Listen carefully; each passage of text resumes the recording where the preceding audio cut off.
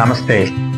ఇప్పుడు మనకి రాబో పూజ కార్యక్రమములు మరియు పండగ వాతావరణము స్టార్ట్ అయ్యింది.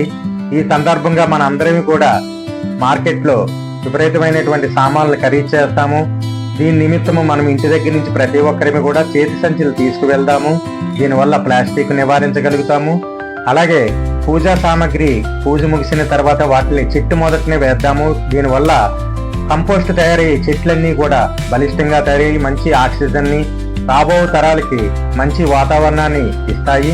అలాగే ప్రవహించే నీటిలో వేయకపోవడం వల్ల నీటిని కాలుష్యం చేయకుండా శుభ్రమైన నీటిని మనము అందించగలుగుతాము. పిల్లలకి ఈ విషయాన్ని మనం తెలియచేసి వారికి మరింత దీనిపై అవగాహన కల్పించి ప్రకృతి మాతని కాపాడుకుందాము.